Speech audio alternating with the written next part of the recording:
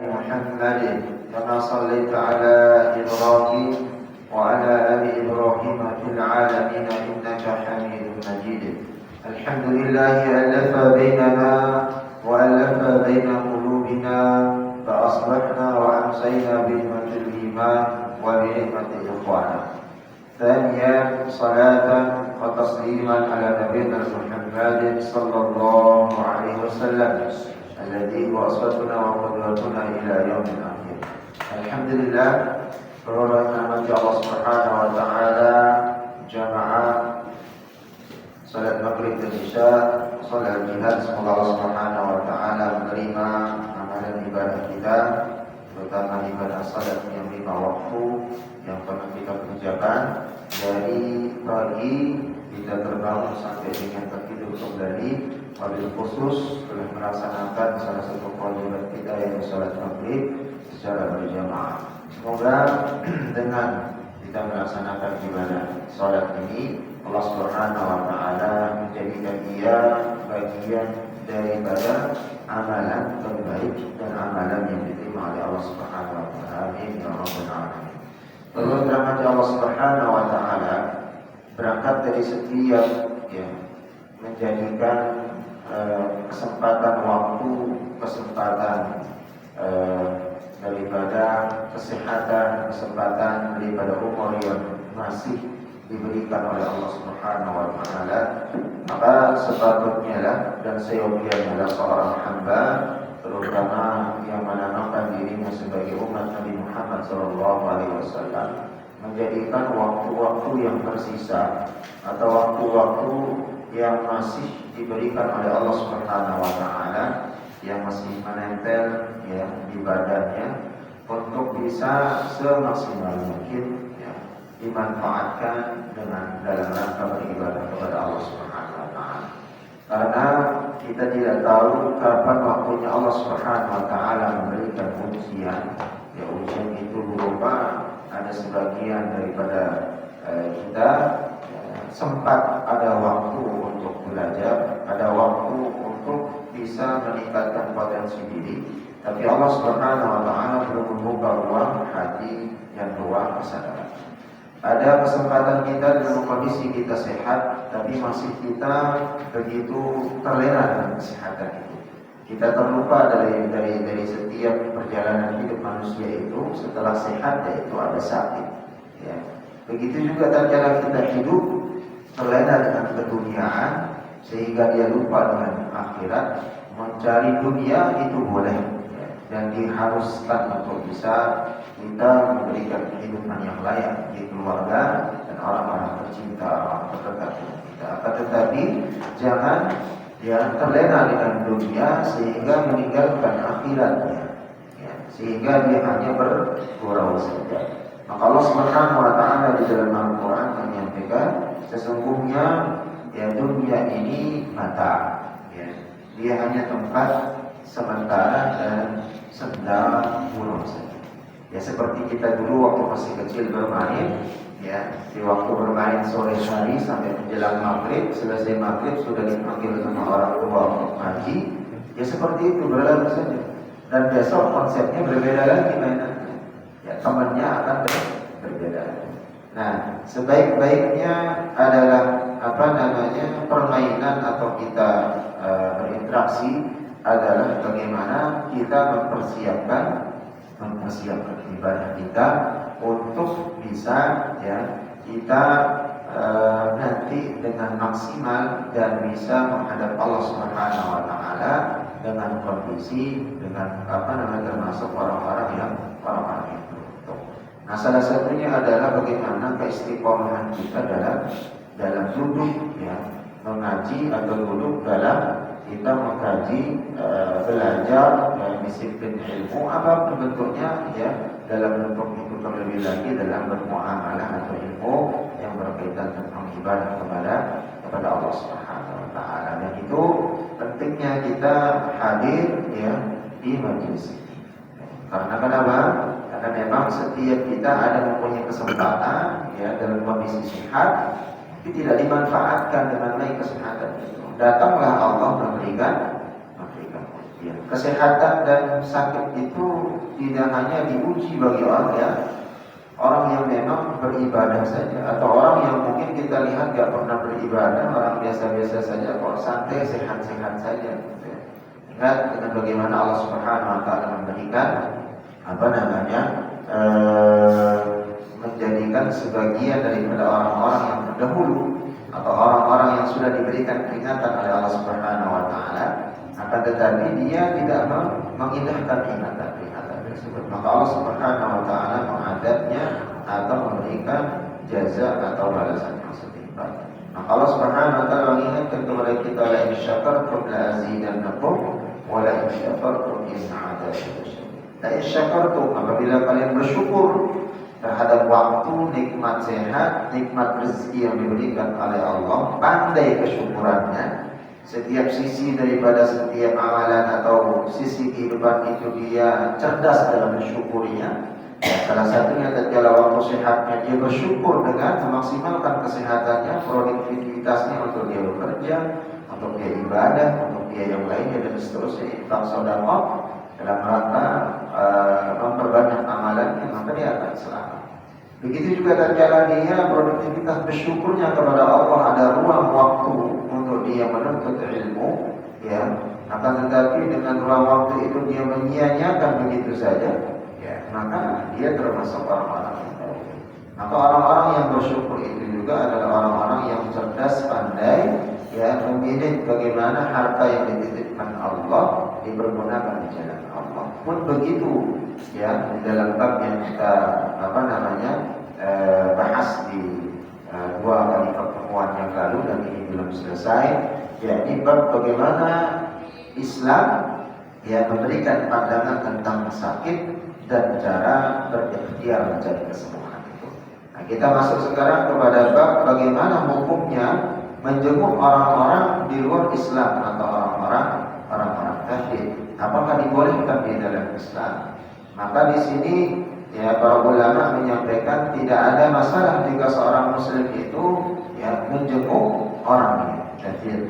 Imam Al-Bukhari meriwayatkan hadis ya di dalam kitabnya bab menjenguk orang yang musyrik, sampai disebutkan di dalam satu bab di dalam Sahih Bukhari, itu bab tentang menjenguk atau hukumnya menjenguk orang-orang yang musyrik.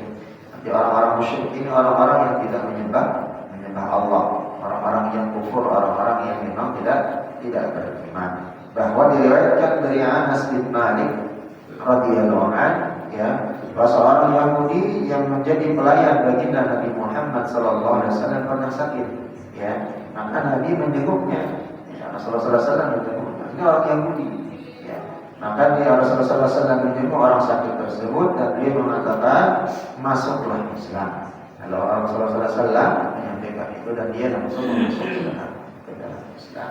Maka di sini menjenguk ya orang yang non muslim ya itu tidak mengapa, diperbolehkan di dalam hukum fikih Islam. Lalu berikutnya menjenguk orang yang sakit mata atau sakit yang lainnya dikhususkan ya. Orang yang sakit mata bagaimana? Ada khususnya. Ya, diriwayatkan dari Abu Dawud ya, radhiyallahu anhu, Abu Dawud yang meriwayatkan perjalanan bahwa Zaid ya bin Al-Arqa berkata Rasulullah SAW menjenguk ketika aku sakit mata. Ya, jadi sebagian kita kadang khawatir ya, sakit mata itu bisa menular dan seterusnya. Kalau memang kondisi badan itu bagus, imunitasnya bagus, ya insya Allah tidak akan menularkan, sama hanya dengan penyakit-penyakit yang lain. Baik itu batuk, penyakit yang kondisinya adalah ada berpotensi menularkan. Tapi kalau imunitas tubuh kita dalam kondisi fit, maka itu tidak akan berpengaruh. Nah, ada hal yang unik. Kalau di dua pekan kemarin, dua kali pertemuan kita sudah membahas tentang bahwa orang-orang yang sakit itu adalah orang-orang yang diistijabah doanya oleh Allah. Ya. Orang-orang yang sakit termasuk orang yang diistijabah doanya oleh Allah Subhanahu wa taala. Dan begitu juga orang-orang yang sakit itu jangan merahasiakan sakitnya kepada saudara muslim. Dengan berharap saudara muslimnya itu bisa mengirimkan doa. Ya, mengirimkan doa kepada dia yang sakit. Karena kita tidak tahu doa yang mana yang dengar sama Allah, yang istijabah oleh Allah. Maka tidak mengapa kita mengabarkan tentang sakit kita dan meminta seraya doa. Ya.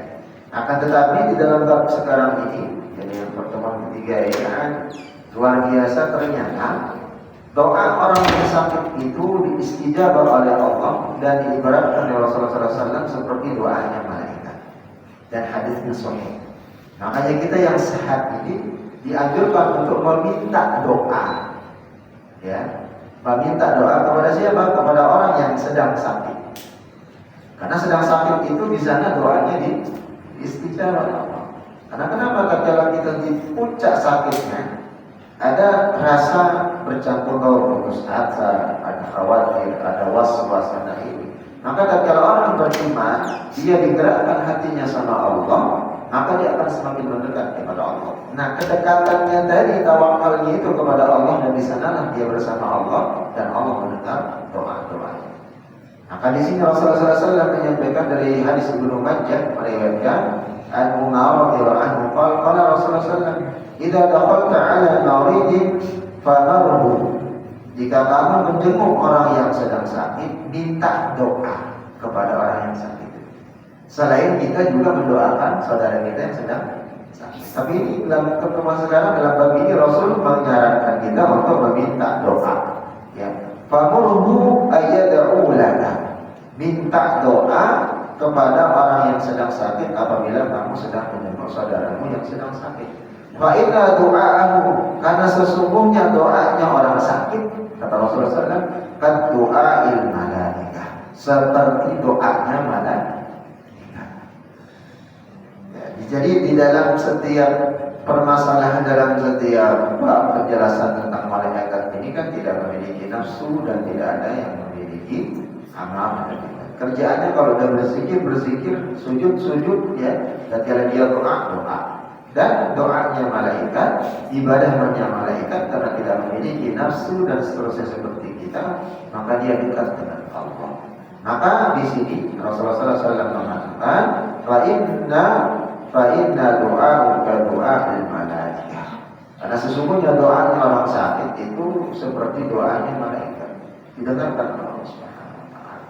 Maka sanad hadis ini pun sahih, ya. Pada sanad terdapat ada orang-orang yang percaya pada para ulama hadis. Lalu berikutnya orang yang sakit, sebagaimana pernah kita singgung di pekan yang lalu, wajib dan harus hukumnya mencari kesembuhan. Karena di dalam Islam itu dilarang yang namanya la tay'asu min rahmatillah. Jangan pernah berputus asa dari rahmat Allah. Salah satunya adalah mencari kesembuhan. Apa dalil-dalilnya? Di antaranya adalah Islam memerintahkan berobat dan bahkan mewajibkan mencari kesembuhan tatkala kita sakit, bukan berpangku tangan, semampu dan sebisanya. Ya, salah satu hadisnya adalah dari Utsman bin Syuraik. Rasulullah SAW menyampaikan, "Tadawau fa inna Allah 'azza wa jalla lam yadha' da'an illa wada'a lahu dawa'an ghayra da'in wahidil haram." Maka berobatlah kalian, kata Allah Subhanahu wa taala, ya, berobat itu karena Allah, ya. Ingat, berobat itu karena Allah, karena dia perintah Allah Subhanahu wa taala. Ya. Allah, ya, tidak menaruh suatu penyakit. Ini hadisnya luar biasanya, melainkan menyediakan obatnya. Jadi Allah memberikan kita cobaan penyakit, Allah itu juga sudah menyediakan obatnya, ya, menyediakan kesembuhannya. Illa waqa'a lahu dawa'an ghayra da'in wahidil haram. Kecuali suatu penyakit, yaitu penyakit tua. Jadi semua penyakit itu ada obatnya, kecuali satu, kata Rasul, kecuali penyakit tua.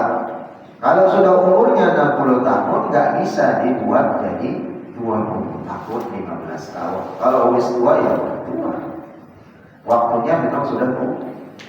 Tapi semua yang namanya penyakit yang sudah ada vonis dokter, apapun bentuknya, itu ada obatnya. Itu kata Rasulullah SAW. Ya. Tadawwa fa inna azza wa jalla lam yadha' da'an illa wada'a lahu dawa. Berobatlah kalian karena Allah tidak menaruh suatu penyakit atau memberikan penyakit kepada kita, melainkan Allah Subhanahu wa taala menyediakan obat. Nah, kalau bagaimana kalau nggak ujung-ujung sembuh, berarti belum kita ketemu formasinya. Belum bagaimana kita menjadikan arti sakit itu adalah bagian daripada nikmat Allah Subhanahu wa taala. Karena nanti dalam hadis-hadis yang lain ada beberapa penyakit-penyakit yang termasuk orang-orang yang memang dicintai Allah dalam penyakit tersebut, ya, dan dia sampai akhir hayatnya berada pada penyakit itu karena kesabarannya, maka termasuk ya meninggal atau menghadap Allah dalam kondisi syahid. Nah, kita lihat bagaimana sejarah para nabi dan rasul. Ya, para nabi dan rasul bagaimana dia ditinggalkan oleh keluarganya karena sakit. Salah satunya Nabi siapa? Nabi Ayub. Ya, padahal di dalam sejarah Nabi Ayub itu luar biasa, bertahun-tahun diasingkan dan seterusnya. Ya, padahal penyakitnya tidak menular. Tapi karena ujiannya adalah itu, ya, sampai-sampai keluarga terdekat, istrinya, anaknya, orang-orang terdekatnya meninggalkan. Sampai kaumnya pun meninggalkan. Maka ada doa-doa dari Nabi Ayub, termasuk Nabi Ibrahim kemarin yang kita berjelaskan dalam di bulan Zulhijjah, itu yang sampai sekarang diabadikan dan bisa dijadikan sebagai ibadah. Nanti ada beberapa doa tentang kesembuhan yang memang diajarkan oleh Rasulullah SAW, dan juga ada contoh dari Nabi sebelum baginda Nabi Muhammad SAW. Yang namanya sakit itu kita semuanya akan merasakannya. Ada yang namanya mau olahraga, mau sesehat bagaimanapun dan seterusnya, justru orang yang tidak merasakan sakit itu rugi.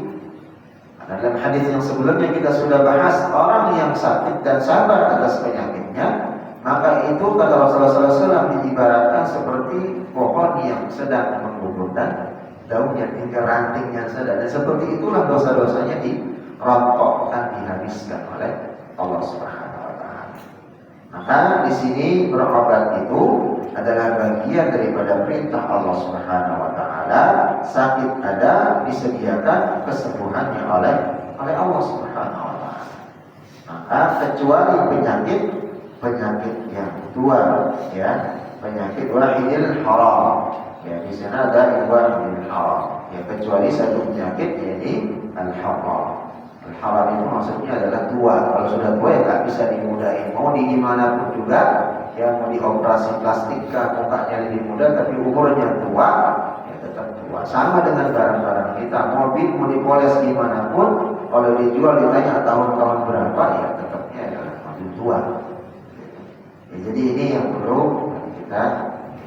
Lalu hadis yang kedua dari Ibnu Mas'ud, kalau tadi dari Usamah bin Sulaim, ini datangnya dari Ibnu Mas'ud radhiyallahu anhu. Qala Rasulullah sallallahu alaihi wasallam, "Inna Allah 'azza wa jalla lam yunzil da'an." Sesungguhnya kalimat penjelasan. Sesungguhnya inna 'azza wa jalla. Azza wa jalla, Allah 'azza wa jalla yunzil, tidak menurunkan ad-da'an, ya, suatu penyakit, illa anzalahu shifaan fadawan. Jadi sesungguhnya ini kalimat penegasan ini pasti. Sesungguhnya Allah, ya, tidak menurunkan suatu penyakit, ya, illa anzalahu shifa, kecuali Allah menurunkan penawar atau kesembuhan. Jadi sudah ditetapkan di dalam sakitnya kita, ya, yang diberikan oleh Allah Subhanahu wa taala, itu satu paket juga Allah sudah menyediakan kesembuhan. Tinggal bagaimana ikhtiar kita sekarang, kesungguh-sungguhan kita untuk mencari kesembuhan itu. Jadi keyakinan itu. Tapi tatkala sudah kita mencari kesembuhan dengan hakul yakin, baik dengan medis, baik dengan sesuai syariat, sesuai dengan kemudahan kita yang diinginkan Allah, itu bagaimana kita semangat untuk bisa sembuh dan bisa beribadah kembali. Maka di dalam hadis yang lain itu diterangkan bagaimana kita memanfaatkan waktu sehat kita untuk dalam rangka beribadah kepada Allah.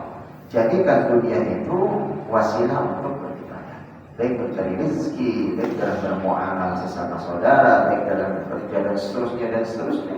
maka itu bisa bernilai ibadah. Ya, maka orang yang cerdas itu kata Rasulullah SAW adalah bukan orang yang pintar dalam dia nilai secara ininya, secara dunianya, tapi orang yang cerdas itu adalah orang yang bisa dengan rapi mempersiapkan ya dia beribadah dengan baik, menumpuk amal-amalan soleh untuk mempersiapkan kehidupan akhirat. Maka ini hadis yang yang kedua. Maka inna Allah azza wa jalla lam yunzil da'an ila anzalahu syifaan fadawaw. Maka perintah terakhirnya berobatlah. Jangan sampai enggak berobat. Maksimalkan kemampuan kita untuk mencari kesembuhan. Jadi satu paket, ada sakit, Allah menurunkan kesembuhan, ada perintah, maka wajib hukumnya mencari kesembuhan. Lalu hadis yang ketiga datangnya dari Jabir radhiyallahu anhu. Rasulullah SAW mengatakan, "Likulli da'in dawa'un." Setiap penyakit itu ada obatnya. Fa idza usiba dawa'ud da'in, jika obatnya sesuai, nah ini konsepnya kembali lagi diperjelas lagi sama Rasulullah SAW. Fa idza usiba dawa'ud da'in, apabila obat dari sakit kita itu sesuai, nara bi'idnillahi azza wa jalla, pasti Allah Subhanahu wa taala menyembuhkan kita. Maka dan di sini ada nilai positif, ada nilai semangat. Kalau kita belum sembuh dari sakit kita, berarti kita belum pasti mencari kesembuhan. Dan bisa udah kuat ya obatnya, dokternya spesialis ini dan seterusnya, satu obat ini bisa harganya sekian juta dan seterusnya. Berarti ada sisi lain yang belum kita ikhtiar. Ya. Salah satunya adalah bagaimana mencari doa yang mustajabah, walaupun doa kita termasuk dalam hadis itu tadi istijabah oleh Allah. Siapa doa-doa mereka yang diistijabah? Ya ini dalam hadis yang lain memperbanyak sedekah jariyah. Kepada siapa? Anak yatim piatu yang memang benar-benar membutuhkan, minta doanya di sana. Lalu orang-orang yang membutuhkan daripada kebutuhannya sehari-hari yang memang sangat kekurangan, kita niatkan dan minta doa. Ya sampaikan pula, Pak, Bu, saya dalam kondisi sakit. Ya mohon maaf, minta doanya. Tapi juga kita melihat, kita tidak tahu di doa yang mana. Imma ia memang bagian orang yang ahlul ilmi, ahlul ibadah, ahlul ilmu, dia rajin ibadah, ataupun memang tidak. Jadi ini adalah bagian daripada ikhtiar kita mencari kesembuhan itu sendiri. Tapi kalau kita tepat memberikan daripada tadi sedekah itu, maka kita akan sungguh-sungguh didoakan. Bukan hanya doa tatkala kita bertemu saja, tapi tatkala di sela-sela dia selesai sholatnya, selesai tilawahnya, selesai dia munajat kepada Allah Subhanahu wa taala. Lalu berikutnya adalah tentang pengobatan dengan barang yang haram. Ini jelas dari hadis tadi yang menjelaskan tentang bagaimana Allah dalam kerangkanya, kesimpulannya ada setiap penyakit yang diberikan Allah itu ada satu paket diturunkan obat. Kalau belum kita sembuh dari penyakit atau dari sakit itu, maka ada sesuatu yang kurang tepat. Tapi tatkala tepat obatnya, tepat daripada penanganannya, maka Allah Subhanahu wa taala akan memberikan kesembuhan dengan izin Allah. Jadi di sini kalau melihat dari manajemennya, dari diagnosa, dari setiap awal, misalnya awal sudah tandanya begitu cuek begitu saja, biarin, kita numpuk lama-lama berasa tahun, bulan tahun, nanti berasa tatkala kita umur puluhan tahun. Tapi sejak awal kalau kita sudah mulai memprediksi, sudah mulai mencegah dan seterusnya, maka kita ada bagian. Maka Rasulullah SAW ya, cara berjalannya ada dijelaskan supaya sehat. Ya. Bagaimana beliau cara makannya, duduk, seterusnya membaca ini dan seterusnya, makanan apa saja. Ya, jadi itu adalah bagian daripada sunnah Rasulullah SAW. Ternyata itu adalah bermanfaat. Ya. Salah satunya juga dengan air. Ya, semenjak kita bangun tidur, usahakan minum air banyak. Tapi ternyata setelah akan tidur dilarang minum air banyak. Karena di sana ginjal, jantung itu sudah mulai beristirahat. Makan secukupnya. Ya. Tapi berlebih-lebihan itu juga dilarang. Karena menyebabkan tadi bukan tidak dibolehkan, kasihan daripada yang organ ini butuh istirahat. Ya samalah kata kita mau sebagus apapun mobil motor kita, kalau digas 24 jam terus, besok lagi begitu lagi ya, walaupun dia 0 kilometer dalam jangka sebulan aja digas dulu udah ribuan kilometer. Ya kilometernya itu juga mempengaruhi daripada nilai jual. Ya sama dengan halnya mobil yang hanya dipakai ke kantor dengan mobil yang di atas gunung, walaupun tahunnya sama, barunya sama, tapi bebannya lebih berat ya sana. Kalau dikerjain setiap hari juga karena istirahatnya sama. Apalagi kalau tidak ada pemeliharaannya dalam. Nah ini bagian dari benar. Lalu berikutnya adalah pengobatan dengan hal yang haram. Nah, ini yang sering beredar di tengah masyarakat. Yang mengatakan misalnya penyakit kanker atau yang lainlah, jantung ini dan seterusnya, minum darahnya ular kobra, gitu kan? Atau empedunya ini, empedunya itu, yang hal-hal yang binatang-binatang yang memang secara medis diharamkan. Maka tidak ada kesembuhan dari hal yang haram. Ya, sekali lagi, ya ini kata Rasulullah SAW dan para ulama ittifaq sepakat, tidak ada yang namanya kesembuhan itu dari hal yang haram. Ya. Lalu pertanyaannya gimana kalau secara medis sudah dibuktikan dan seterusnya, ada uji coba klinisnya dan seterusnya, maka itu ada yang dihalalkan tapi dalam bentuk atau dalam batasan yang wajar. Akan tetapi kalau dia real, ya secara mentah gitu langsung ditelan gitu ya, seperti darah ular, ya penuhnya ini dan seterusnya, walaupun memang ada buktinya, gitu ya, tapi secara uji klinis tidak ada, secara medis jangan coba-coba. Pertama, kita akan mendapatkan dosa karena sudah memakan yang haram, menghalalkan yang haram. Lalu berikutnya tidak ada uji klinis, justru membahayakan dari segi kesehatan. Ya. Maka di dalam fikih itu Islam sejalan dengan medis, selama itu konteksnya adalah dalam mencari kesehatan sesuai dengan syariat. Maka di sini ada dalilnya, beberapa dalilnya. Yang pertama dari Wa'il bin Hajar al-Hadrami. Rasulullah SAW menyampaikan dari Jalal Tariq bin Suwaid, beliau Rasulullah SAW menyampaikan, innaha laysat bidawa'in walakinnaha da'un. Ya. Jadi setiap yang haram, bentuk benda yang dikatakan bisa mengobati sebuah penyakit itu, kata Rasulullah SAW, innaha laysat bidawa. Itu bukan obat. Ya. Akan tetapi walakinnaha da'un, tetapi itu penyakit. Jadi sesuatu yang haram itu bukan menyembuhkan, kata Rasul, tapi justru itulah penyakit atau bisa mendatangkan penyakit atau mendapat sakit. Lalu hadis yang kedua adalah Ummu Salamah. Nah ini istrinya Rasulullah SAW. Ya, dekat dengan Rasul berarti mendengarkan langsung dari Rasulullah SAW. Ya. Beliau menyampaikan, Inna Allah lam yaj'al shifa'akum fima harrama 'alaikum. Sesungguhnya Allah Subhanahu wa ta'ala lam yaj'al shifa, tidak pernah ya yang namanya menjanjikan kesembuhan itu atau mendatangkan kesembuhan bima harrama 'alaikum, dari hal-hal yang telah diharamkan oleh Allah bagi kalian.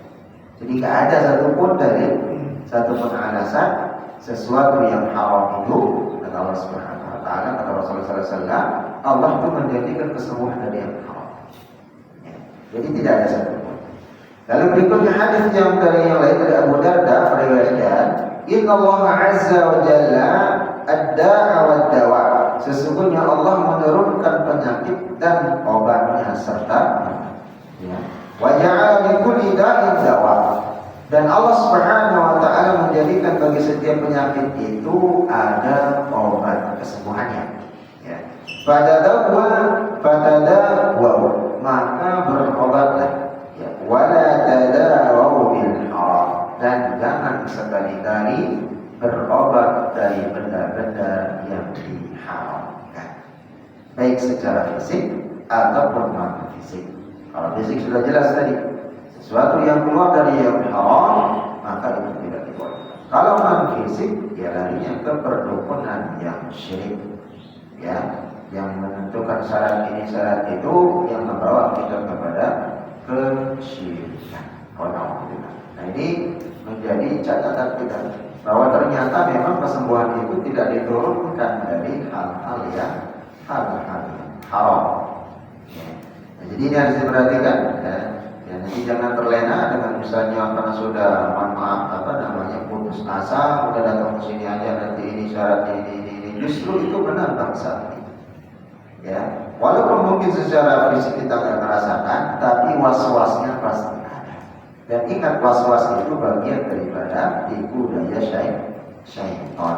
Dan syaitan itu aduwwul lakum, dia adalah musuh yang nyata bagimu. Sampai kapanpun, ya, itu dia adalah musuh sampai kita nanti terjerumus mengikutinya dan menjadi bagian daripada bala tentaranya atau pasukannya atau sebagai budaknya syaitan.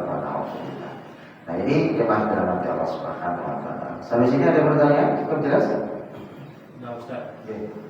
Yang tadi mengenai doa orang sakit sampai doa malaikat itu ada term and conditionnya atau emang sakit sakit bisa begitu? Sakit-sakit tertentu aja gitu. Nah, terus kalau yang kita tahu itu non muslim seperti itu juga. Kalau yang sakit bisa kita doa ke dia gitu. Dan mengenai satu kaitan, kalau Habatus Sauda itu hadisnya Al-Habatus Sauda dawa min kulli da'i ila al-maut ya. Habatus Sauda itu obat segala penyakit kecuali mati ya. Tapi ternyata kok nggak sembuh-sembuh pakai Habatus Sauda. Itu pertanyaan yang baik. Pertanyaan yang pertama, apakah kondisional sajakah hadis yang mengatakan doanya orang yang sakit atau kita menjenguk lalu kita minta doa, dia doanya seperti malaikat istijabah? Tidak. Selama orang itu adalah beriman kepada Allah, dia tawakal. Kita yakin nih, orang yang sholat yang nggak sholat, kalau sudah sakit seberapa minggu dikasih obat, misalnya obat itu kan 3 hari misalnya obat yang biasa ya. Selesai berobat kok nggak sembuh-sembuh, biasanya sudah dia berpikir, nggak sembuh-sembuh gimana, sudah bingung. Maka 2 pilihan dia di sana, antara dia takarrub kepada Allah atau justru dia putus asa dari mencari kesembuhan. Maka hati-hati di sini tatkala kita putus asa. Apalagi diponis misalnya dokter bisa dengan penyakit-penyakit yang memang secara naluriah atau secara duniawi yang kita sering ketemukan orang-orang ya, berobat sekian tahun ini ada yang sembuh, ada yang enggak ada. Maka ada 2. Tatkala dia beriman tawakal kepada Allah, maka dia takarrub. Maka ini yang istijabah. Tapi tatkala dia menjauh justru dia putus asa dari rahmat Allah Subhanahu wa taala, kemungkinannya juga akan berakibat fatal. Baik bagi kesembuhannya, wa na'udzubillah juga tatkala dia iltiqa kepada Allah, bertemu dengan Allah, mempertanggungjawabkan dari maka sebaik-baiknya penyakit itu ya, Rasulullah SAW adalah orang yang tatkala dia tawakal semakin takarrub kepada Allah, meminta ampun kepada Allah. Maka pernah sering kita sampaikan dalam majelis ini. Ya, salah satunya adalah istighfar adalah salah satu wujud daripada doa kita diistijabah Allah. Faqul tastaghfiru rabbakum innahu kana ghaffara. Yursilis samaa'a 'alaikum midrara wa yumdidukum bi amwalin wa banina wa yaj'al lakum jannatin wa yaj'al lakum anhara. Walaupun ayat ini menerangkan tentang bagaimana orang yang beristighfar itu dicukupkan karunia-Nya oleh Allah, ya, rezekinya, begitu juga kesusahannya termasuk sakit itu. Ya. Karena di sana dikata Allah Subhanahu wa taala jannah. Di sana Allah Subhanahu wa taala menyampaikan dicukupkan kebutuhan. Ya. Kebutuhannya apa? Ya sedang dia sakit, dia meminta ampun kepada Allah. Ya, sedang dia kesusahan ekonomi, ada masalah, maka dengan istighfar itu Allah menjadi memberikan jalan Allah. Ya. Lalu berikutnya adalah bagaimana kalau kita menjenguk orang yang non muslim, apakah kita boleh mendoakannya? Ya kan? Boleh tak kita mendoakannya? Maka wujud toleransi di dalam Islam itu tidak mengapa. Ya. Tapi kalau mencari keberkahan dari dia atau meminta doa ya tidak etis gitu kan? Karena dia saja sudah bingung tentang kami sendiri. Ya. Ya, jadi mendoakannya boleh mendoakannya. Kalau kita mendoakannya, tatkala kita menjenguknya, dia adalah bagian sebagaimana hadis Rasulullah SAW menyampaikan tadi. Salah seorang daripada pembantunya beragama Yahudi, ya, dijenguk oleh Rasulullah SAW dengan tujuan apa? Rasulullah SAW mendoakannya. Ternyata Rasulullah SAW ada misi dakwah. Oh, dia melihat orang Muslim itu luar biasa. Ya. Itu tujuannya. Ya, dalam konteks toleransi, kepedulian dan seterusnya. Oh, ini mungkin dari hidayah Allah turun dari sana. Oh, ini adalah agama yang benar dan dia bersyarat. Dan Rasul juga menyuruh orang Yahudi untuk masuk Islam dan dia masuk Islam. Nah, lalu yang berikutnya yang pertanyaan kedua tentang habatus sauda. Tidak ada yang salah dengan hadis ini. Hadis ini sahih. Ya, al-habatus sauda dawa min kulli da' illa al-maut. Ini hadis Rasulullah SAW. Dan Rasul mengatakan, al-habatus sauda itu adalah obat dari segala macam penyakit, kecuali satu, penyakit mati. Kalau sudah datang ajal. Nah, lalu kenapa bertanya kok sekarang nggak sembuh-sembuh makan habatus sauda? Apakah hadis itu salah? Nggak salah, tidak. Kita yang manusia ini nakal. Kalau habatus sauda memang bapak beli dan kalau umrah atau haji, itu memang harganya mahal. Itu yang aslinya.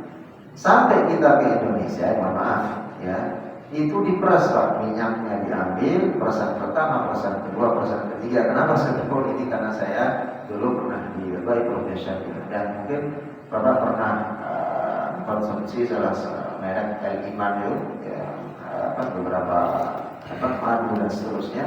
Nah, itu termasuk pernah menggunakan saya saudara yang punya, karena saya juga tinggal di sana dulu.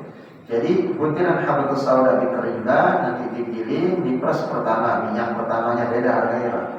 Minyak keduanya, minyak ketiga, ampasnya pun dikemas lagi kalau di Indonesia. Ya, ya, jadi tatkala kita minum sekali yang memang bagus ada. Tapi kalau proses kedua, ketiga dan ampasnya itu ya prosesnya pasti akan lama. Walaupun memang herbal itu bukan langsung ke jantung, ke titik penyakit, tapi dia proses. Dia istilahnya menghancurkan pelan toksin keluar dari kencing atau pembuangan dan seterusnya atau keringat dan seterusnya. Tidak dengan seperti obat kimia ya langsung efeknya ada berapa jam dan seterusnya. Tapi kalau herbal memang keberkesinambungan, jangan sama dia dengan obat yang berbasis kimia bisa. Tapi kalau dia dikonsumsi memang terus menerus, setelah bangun tidur, sebelum tidur pasti akan terasa berbeda. Tapi yang memang original, yang bagus. Ya sama dengan madu sekarang. Ya, pernah kita sampaikan kalau Bapak beli madu harga 100.000, 150, bukan saya mengatakan tidak asli. Ya, mungkin itu asli, tapi tetap madunya adalah madu ternakan. Ya, yang memang disediakan, misalnya kelempeng, rambutan ditanamin, nanti lebahnya ngambil di sana, aman di sana.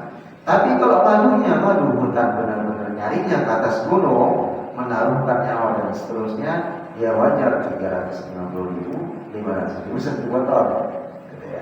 Karena memang yang dimakan kita semakin banyak lebah itu memakan daripada saritan bunga, maka manfaatnya juga semakin tokcer.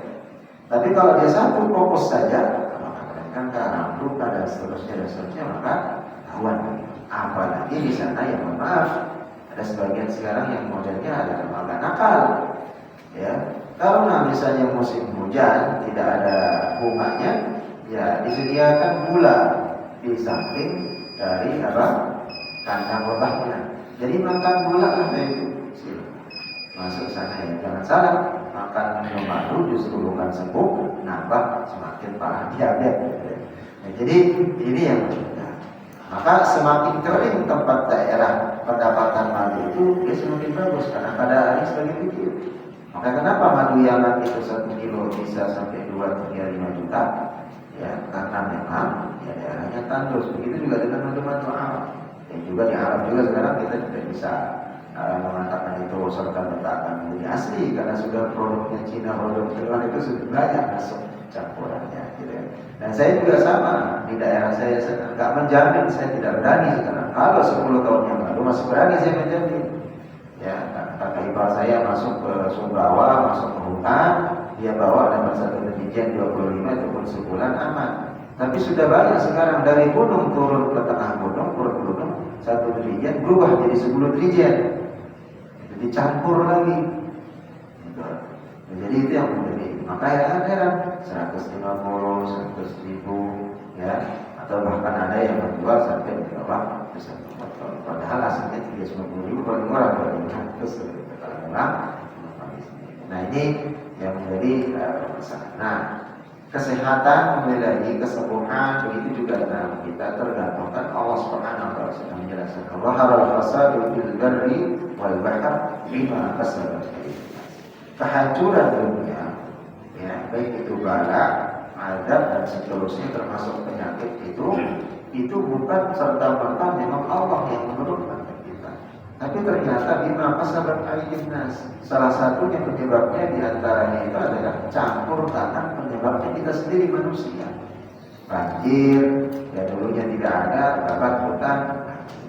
Yang tadinya hujan intensitasnya biasa-biasa saja, waktu kita kecil dulu hujan lebat-lebatnya orang tak pernah kampung kita namanya banjir.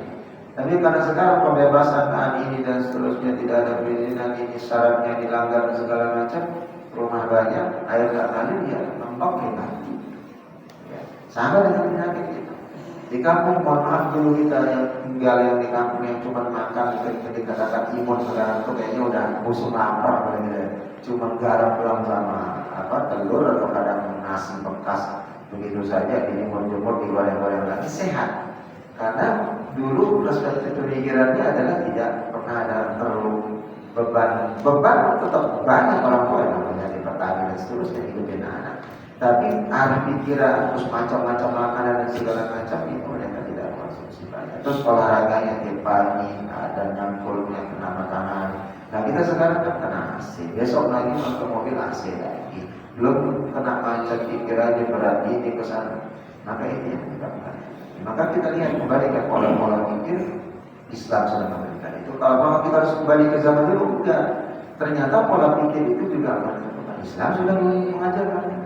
Ya, jangan pernah kita putus asa, jangan pernah ya merasa was-was, jangan pernah terlalu berlebihan dalam sedih dan seterusnya. Ya, kesedihan, was-was, khawatir, ini itu memikirkan. Nah, terlebih lagi dengan memikirkan permasalahan orang lain atau kita tidak suka dengan kesenangan saudara kita, itu bagian juga dari penyakit.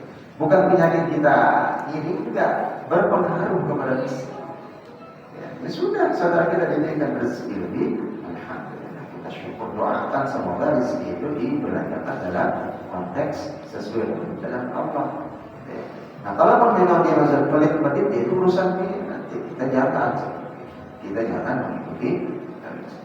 Jadi supaya bagaimana kita hidup itu tenang, hidup itu bisa ini buat ya dalam kondisi kita misalnya orang atau kecukupan lagi itu akan bisa. Tapi kalau kerjaannya mohon maaf menggunjing saja setiap hari, menyalahi orang, menyalahi tetangga dan seterusnya, justru akan memberikan penyakit. Ya, di sakit hati terus juga akan didatangkan penyakit yang lain. Walau a'lam bishawab. Ya, insyaallah nanti di pada Isya kita lanjutkan sedikit sebelum kita masuk ke tafsir tilawah. Mudah-mudahan itu bagian daripada ikhtiar kita dan yakin dengan kesembuhan yang diberikan oleh Allah Subhanahu wa taala. Dan nanti ada saya insyaallah kirimkan kalau tidak sempat nanti membahasnya sedikit nanti saya loncat.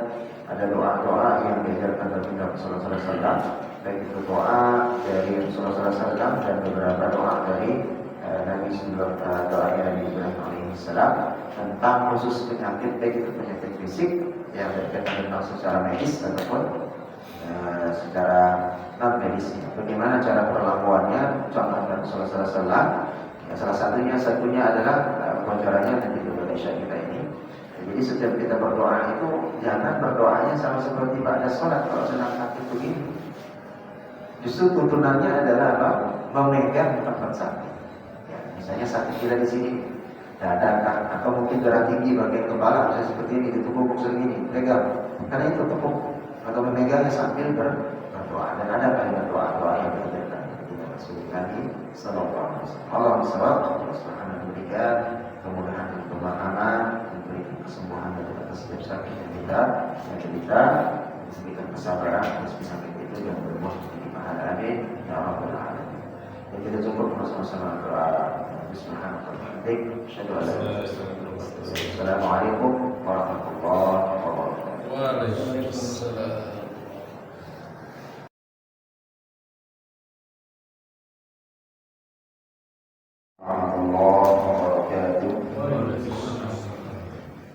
لله نحمده ونستعينه ونستغفره ونعوذ بالله من شرور أنفسنا ومن سيئات أعمالنا أما بعد. Ibadah kita Allah Subhanahu wa taala jemaah salat Isya salat jihad Allah Subhanahu wa taala memberikan hidayah keberkahan kepada kita. Allah Subhanahu wa taala menerima segala amalan yang kita kerjakan, termasuk beribadah melaksanakan salat Isya salat berjamaah di Rabbul Alamin. Baik, jemaah Allah Subhanahu wa taala dalam bab pengobatan dan mencari kesembuhan atau menyikapi tentang sakit ini, kembali Allah Subhanahu wa taala mengingatkan ya tentang bagaimana pentingnya, begitu juga dengan Rasulullah SAW ya, tatkala kita mencari kesembuhan itu sendiri. Maka kesembuhan ini adalah hak prerogatif Allah, termasuk dengan cara bagaimana kita berikhtiar mencari kesembuhan. Maka ada adab-adab yang sebagian besar yang terkadang menjadi pertanyaan dan di kalangan muslim atau di kalangan umat Islam itu masih rancu. Di antaranya bagaimana seorang laki-laki mengobati wanita dan sebaliknya seorang wanita mengobati laki-laki. Pengobatan dengan misalnya dengan secara urusan medis ya. Jadi dokter laki-laki mengobati pasiennya perempuan. Begitu juga dengan dokter perempuan mengobati pasiennya laki-laki. Apakah itu diperbolehkan? Begitu juga dengan dokter yang non muslim ya.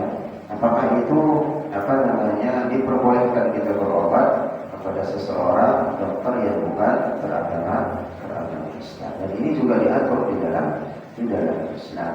Maka di sini dalam beberapa kitab ya, di antaranya ada syarihnya dari Muslim yang menyebutkan Syekh Fatihudin yang pernah berkata beliau tentang bagaimana berpendapat tentang hal ini. Ya, ketika kita berobat kepada seseorang yang bukan muslim atau orang yang beriman kepada Allah Subhanahu wa taala. Jika orang Yahudi atau Nasrani dia ahli kitab ya, dalam ilmu kedokteran dan dapat dipercaya ya. Jadi kalau kita dipercaya dalam konteks bahwa dia mempunyai sertifikasi di dalam ilmu kedokteran, maka boleh berobat kepadanya. Ya. Begitu juga sesuai dengan firman Allah Subhanahu wa taala ya, itu di dalam surat Al-Imran ayat ke-75. Ya, Imran itu 75. Allah Subhanahu wa taala berfirman, "A'udzu billahi minasyaitonir rajim. Wa min ahli kitabi man in ta'manhu bi qari yuwaddihi ilaika wa minhum man in ta'manhu bi dinarin la yuwaddihi ilaika illa ma dumta alaihi qa'ima. Dzalika bi annahum qalu laisa 'alaina fil ummiyina sabilu wa yaquluna 'ala Allahi kadiba wa hum ya'lamun." Maka Allah Subhanahu wa taala menyebutkan wa min ahli kitab ya. Dan ada pun di antara ahli kitab ada orang yang jika kamu mempercayakan kepadanya harta yang banyak dititipkan di sana ya, dikembalikannya kepadamu, dan di antara mereka ada orang jika kamu percaya kepadanya ya 1 dinar dan dia mengembalikan kepadamu. Jadi di sini adalah bagaimana kepercayaan. Ya, ketika kita percaya bahwa bapak ini mempunyai sertifikasi yang benar, maka sesuai dengan hak atau bidangnya, maka itu diperbolehkan. Lalu bagaimana hukumnya laki-laki mengobati wanita dan sebaliknya? Maka itu sebagian besar ulama mengatakan diperbolehkan dalam konteks catatan batasannya. Nah, yang terpenting di sini pengobatan dengan selain medis, yakni ruqyah dan doa. Karena ini pernah disampaikan oleh baginda Rasulullah SAW. Ya, awal pertamanya bagaimana? Yakni di dalam ruqyah dan doa ini pernah terjadi ya. Asalkan syaratnya menggunakan bahasa Arab dan yang difahami. Kalau bahasanya amburadul campur-campur yang tidak dipahami maknanya, maka sebaiknya ditinggalkan karena nanti khawatirnya menjurus kepada kesyirikan. Auf bin Malik pernah ya pada masa jahiliyah kami melakukan pengobatan dengan ruqyah membaca doa-doanya Rasul. Maka Rasul mengatakan ya i'ridu alayya ruqakum, perdengarkan ya, atau cara meruqyah coba kamu praktikkan kata Rasul di depanku. Lalu dipraktikkan oleh sahabat tersebut. La ba'sa bil ruqa, tidak apa-apa kamu meruqyah dengan ini. Malam yakun fihi syirkun, selama itu tidak menjerumus kepada kesyirikan, ya, menyekutukan Allah. Ar-Rabi' berkata, aku pernah bertanya kepada Asy-Syafi'i, ya, mengenai ruqyah, doa-doa, ya, yakni membacakan doa-doa. Ya, Imam Syafi'i menjawab tidak apa-apa. Nah, beberapa doa yang diajarkan bagi Rasulullah SAW tentang pengobatan. Pertama, hadis yang diriwayatkan dari Aisyah, ya, dari Bukhari dan Muslim, ya, Rasulullah SAW menyentuh dengan tangannya dan mengucapkan, ya, beliau menjenguk keluarganya, beliau menyentuh dengan tangannya. Jadi ini ada cara berdoa, cara ruqyah. Jadi jangan hanya sekedar membacakan saja, tapi menyentuh bagian yang sakit kalau memang mahram.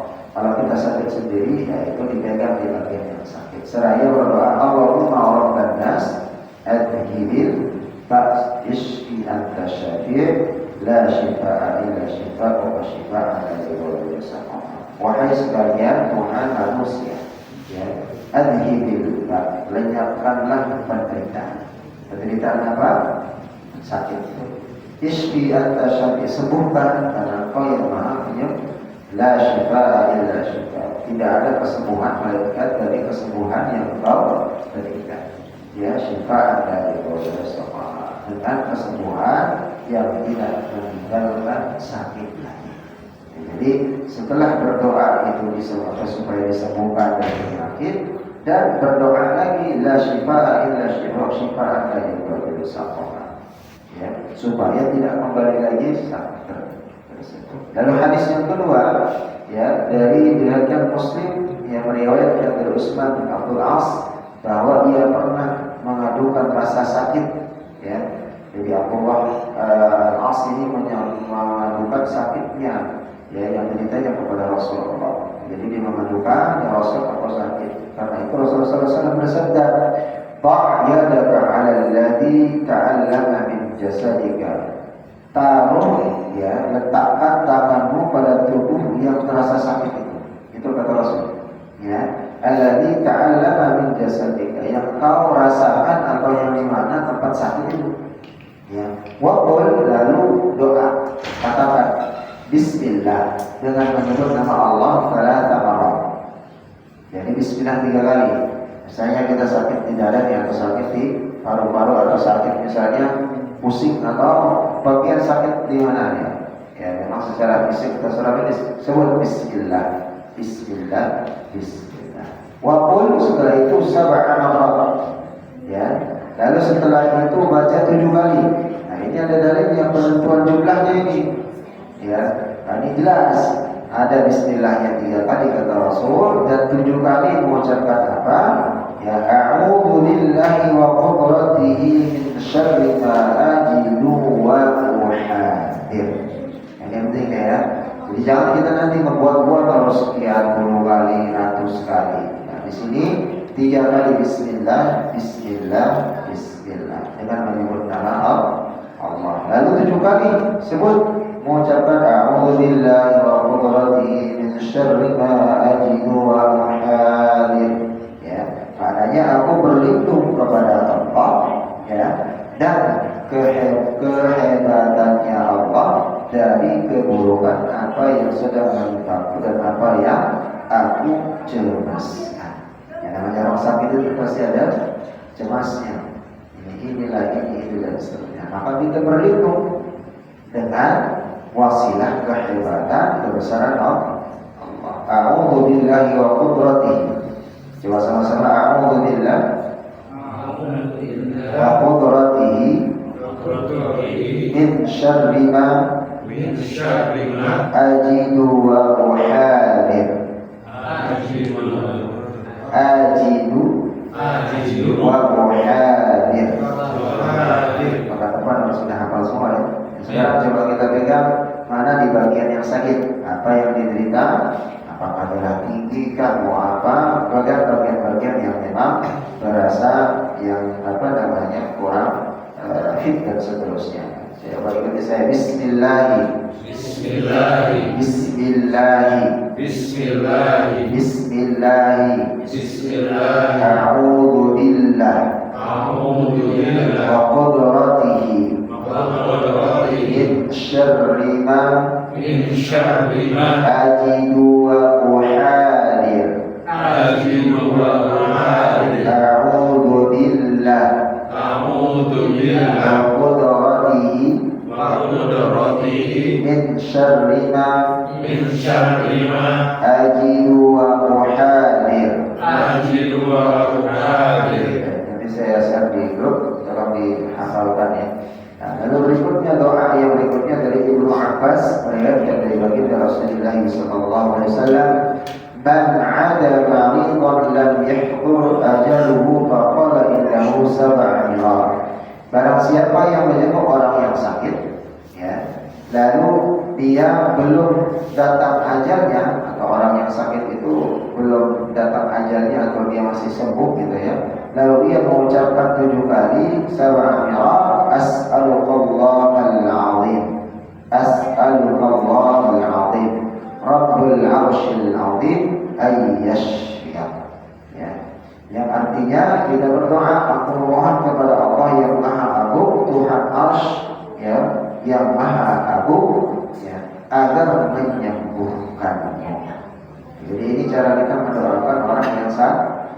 Kalau kita berkunjung, ya, ayyashfiya illa afahullahu min dzalikal marad. Kata Rasulullah SAW, maka kalau mengucapkan doa itu kepada orang yang sedang sakit, kita menyembuh, maka Allah pasti menyembuhkan orang yang sakit itu dari penyakit yang dideritanya. Ya, coba kita sama-sama baca As'alullah al-azim, As'alullah al-azim, Rabbal arsyil azim,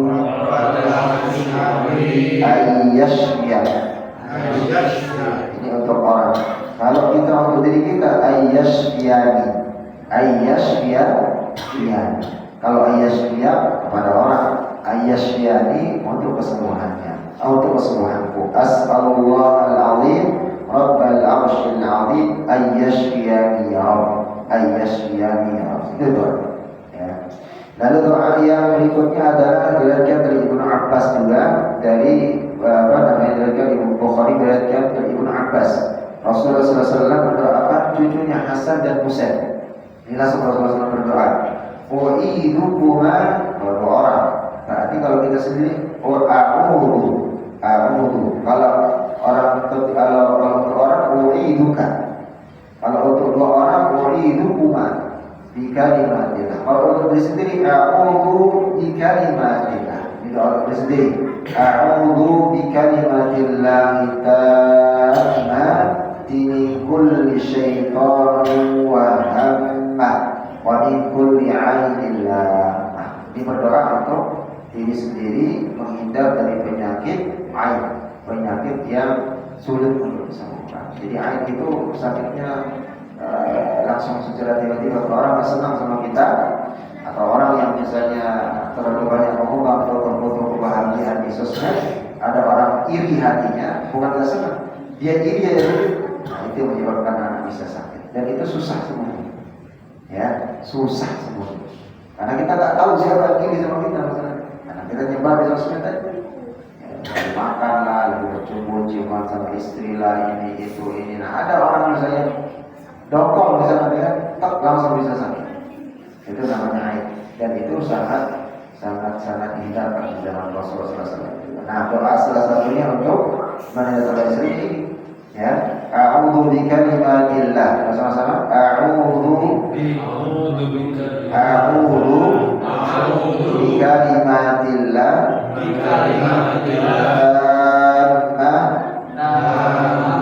min kulli syaitanin wa hammah wa min kulli 'ainin lam. Lam. Ya, jadi kalau ada yang berdiri, nah konsepnya di sini.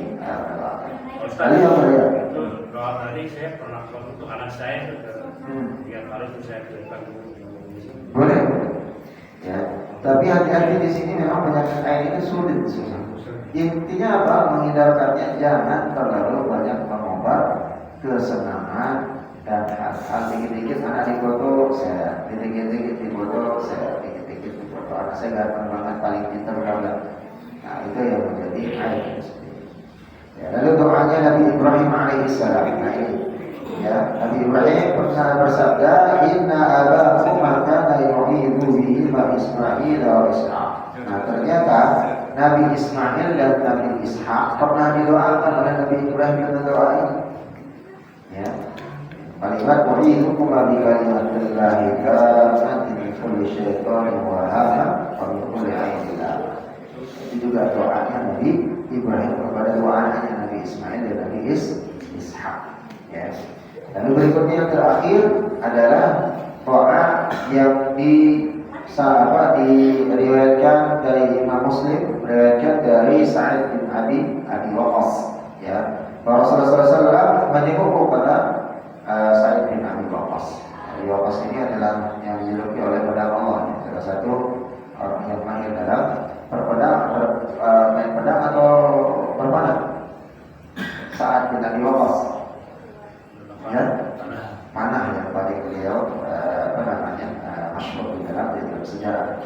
Kalau sekarang ya snipernya orang Muslim ketika itu. Beliau didoakan oleh Rasulullah SAW, Allahumma shfi Sa'dan. Disebut namanya, ya Allah sembuhkan Sa'id. Kalau gitu kita kalau mendoakan anak atau istri, Allahumma shfi siapa sebutkan namanya. Allahumma shfi Sa'dan. Sampai berkali, Allahumma shfi Sa'dan. Semoga Allah Subhanahu wa taala menyembuhkan siapa? Fulan. Jadi cara berdoakan ya dengan cara tadi menyentuh atau menendang bagian-bagian yang sakit sambil ya berdoa. Tentu mengharapkan. Maka dalam riwayat air ini pun bisa menjadi penyembuh. Ya. Jadi satu gelas air yang kita doakan, mana hafalan kita dari ayat-ayat Al-Quran, terutama Al-Quran, surat Al-Fatihah, dan setelah saya membaca ditiupkan. Kalau itu didoakan sebelum kita tidur, sebelum bangun tidur, untuk niat untuk menyembuhkan penyakit, maka itu bisa menjadi syifa. Itu bisa menjadi penyembuh. Tapi jangan menyatakan bahwa doa ini yang menyembuhkan, tapi adalah doa kita kepada Allah, wasilahnya. Dan itu pernah dicontohkan oleh kita. Tatkala Abu Bakar As-Siddiq menanganinya, ya hijrah itu disengat oleh Siddiq. Ketika itu Rasulullah SAW mengambilkan garam, ya dilarutkan lalu diminumkan. Garam itu bukan menyembuhkan, tidak. Ternyata sifatnya garam itu menetralisir racun.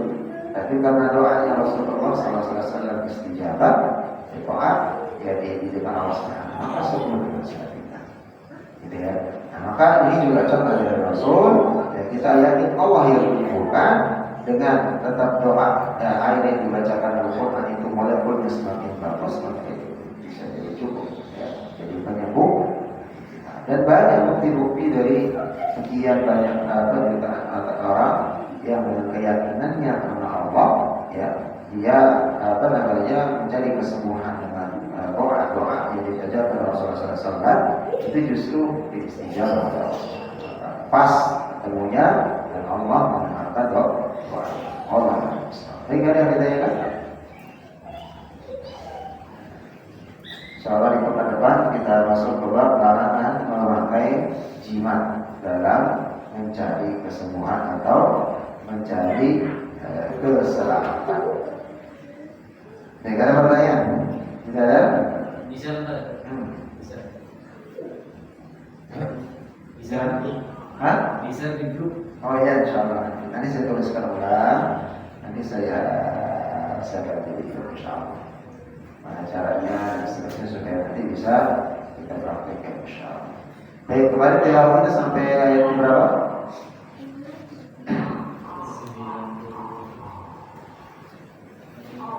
93 halaman berapa? Berarti udah halaman puluhan ya.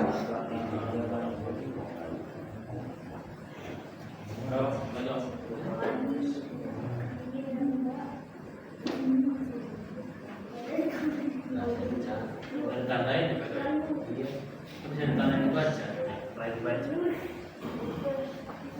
Ayat ke berapa? dari 83 Ya berapa? 83 83. Karena enggak ini Kalau ibu saya 89. apa? Baik. Berarti benar ke 9 bulan ya.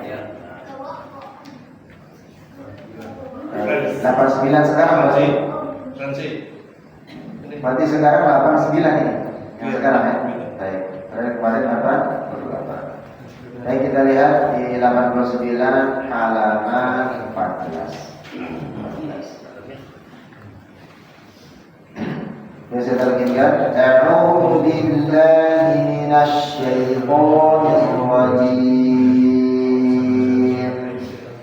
Bismillahirrahmanirrahim. Walamma ja'ahum kitabun min 'indillahi musaddiqun lima ma'ahum. Ya, kalau apa di sini boleh-bolehnya dari musaddiqu atau dilanjut boleh. Wa kanu min qablu yastaftihuna 'ala alladhina kafaru falamma ja'ahum ma 'arafu kafaru bih fala'natullahi 'alal kafirin. Nah, ini potongan-potongan ya. Ingat kembali lagi cara menyambung, cara mengulang. Ya, lihat huruf-huruf sam. Yang umum berarti itu huruf waw atau mim dan seterusnya. Baik, kita ulang, saya talqin sekali lagi. A'udzu billahi minasy syaithanir rajim. Sama-sama. A'udzu billahi minasy syaithanir rajim. Bismillahirrahmanirrahim. Bismillahirrahmanirrahim. Walamma ja'ahum kitabun min 'indillahi musaddiqun lima ma'ahum. Walamma ja'ahum kitabun min indillahi musaddiqun lima ma'ahum. وكانوا من قبل يستفتحون على الذين كفروا وكانوا من قبل يستفتحون على الذين كفروا. Baik, samakan mana yang hamas, mana yang apa namanya sabtu disamakan. Wa kanu min qablu yastaftihuna 'ala alladhina kafaru. Coba. وكانوا من قبل يستفتحون على الذين كفروا Fala'natum, mana dia? Falamma ja'ahum ma 'arafu kafaru bih. ولما جاءهم ما عرفوا كفروا به Fala'natullahi 'alal kafirin. فلعنة الله على الكافرين. Boleh diingatkan, wa nunazzilu minal Qur'ani ma huwa shifaa'un wa rahmatan lil mu'minin. Jadi Al-Qur'an itu semuanya bisa jadi penyembuh, asy-syifa, ya. Jadi setiap kita tilawah niatkan sebagai obat. Itu cara mengaplikasinya sebenarnya. Jadi semakin kuat kencang bacaan itu juga bisa memberikan dan juga dalam Islam. Jadi semua permasalahan di dunia ini ya berkaitan tentang ini semua ada di dalam Al-Quran solusi. Baik, saya ingat ulang lagi. Bisa mashtaru bi anfusahum an yakfuru bima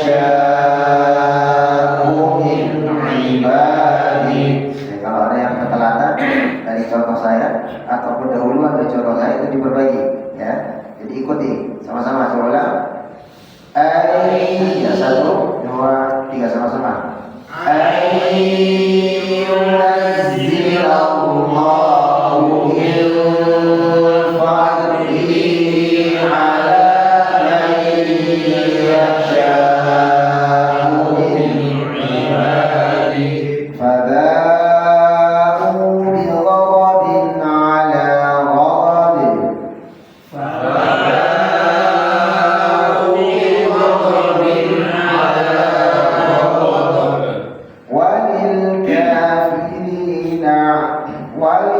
وللكافرين عذاب مهين وللكافرين عذاب مهين وإذا قيل لهم آمنوا بما أنزل الله قالوا وإذا قيل لهم آمنوا بما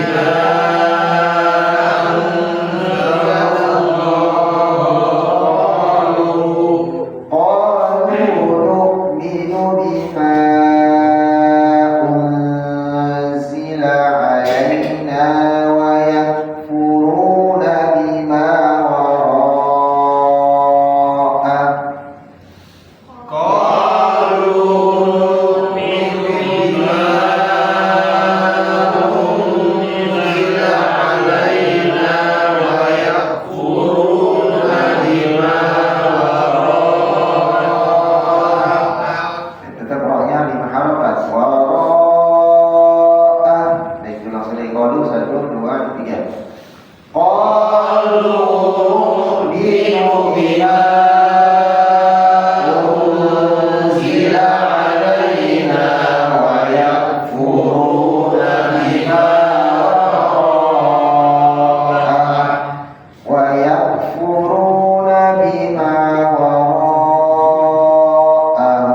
وهو الحق مصدقا لما معهم ويكفرون بما وراءه وهو الحق مصدقا لما معهم قل فلم تقتلون أنبياء الله من قبل إن كنتم مؤمنين قل فلم تقتلون أنبياء الله من قبل إن كنتم مؤمنين. Nah, di sini banyak yang ditahan. Ya, disamakan jangan kecepatan membacanya. Pertama, mil il kuntum. Nah, sabar dah tu. Qul falima taqtuluna anbiya Allah min qablu in kuntum mu'minin. Masalah?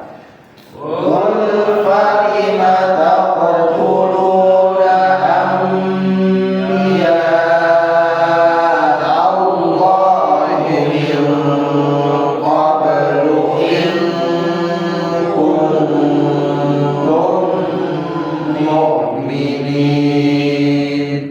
Jadi kalau dia sama panjangnya enak, ya. Tapi kalau dia masih meletak, ya, akhirnya panjang kadang pendek dan seterusnya atau kecepatan, jadi bisa salah dan masih baca. Baik, kita ulang sekali lagi dari atas, dari Al-Basmalah sama-sama 1, 2, 3. Bismillahirrahmanirrahim. Ingat-ingat wakafnya di mana, mulainya dari mana ya? 1, 2, 3. Wa amma ja'ahum kitabun min indillahi musaddiqun lima ma'ahum wa kanu min qablu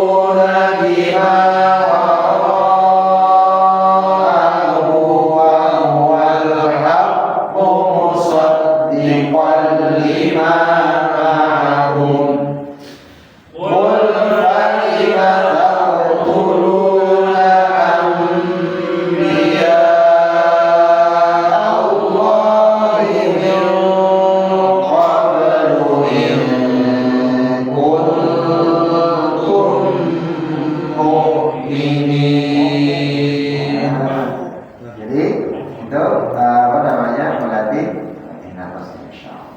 Baik, coba kita tes dari sebelah kiri dulu. Sebelah kiri saya, ya, dari apa namanya Pak Danang sampai depan. Dan Bismillah, sama 1, 2, 3. Bismillahirrahmanirrahim. Ayo kamu lihat suaranya. Aja. Walamma ja'ahum kitabun min indillahi musaddiqun lima ma'ahum wa kanu min qablu yastaftihuna 'alal ladzina kafaru falamma ja'ahum ma 'arafu kafaru bihi fala'natullahi 'alal kafirin bi'sa mashtarau bihi anfusahum yakfuru bima anzalallahu yakfuru bima anzalallahu baghyan yunazzilallahu min fadli. Hati-hati rukuknya jangan bakyan. Bakyan jadi hamzah. Bagyan. Ayyakfuru bima anzalallahu bagyan ayyunazzilallahu min fadli. Ulang, ayyakfuru yakfuru bima anzalallahu baghyan yunazzilallahu min fadli terus yunazzilallahu min fadlihi ala man yasha'u min ibadihi faba'u bighadabin ala ghadab walil kafirina adabun muhin. Selanjutnya kemudian sebelah kanan dari al-basmalah sama-sama. Lalu ingat yang mana tempat pokok dan mana tempat memulai kembali. Baik, monggo dari bismillah sama-sama. Bismillahirrahmanirrahim. Walamma ja'ahum kitabun min indillahi musaddiqun lima ma'ahum wa kanu min qablu yastaftihuna 'alal ladzina kafaru falamma ja'ahum ma arafu kafaru bihi wala'natullahi 'alal kafirin bi'sa mashtaru bihi Ya, bisa ashtarobi. Lihat bihinya ada tanda mad silah tawilah 5 harokat. Ya, 5 harokat. Bihinya 5 harokat. Sekali lagi bisa bi'sa mashtaru bihi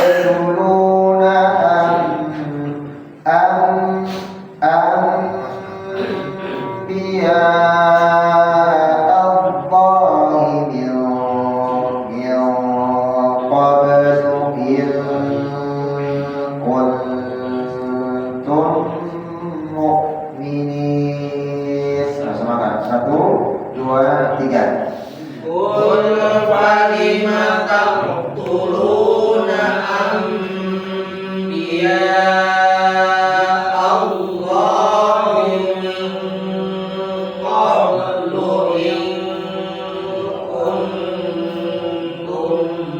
mu'minin. Oke, kita sama-sama yang terakhir. Qul falima taqtuluna anbiya Allah. Sama-sama semuanya 1, 2, 3.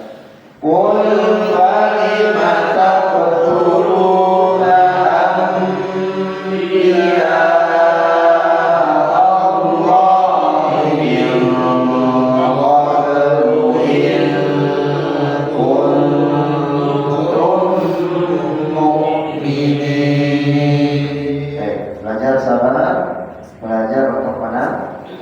Supaya nanti bacaan kondisinya setelah jadi imam pun sama, ya, bisa makan semua. Nah, itu bagian daripada hukum pembacaan dan hak masing-masing. Ayat 19 Hah? ada orang lagi. Yang ayat Ayat 90 yang 90.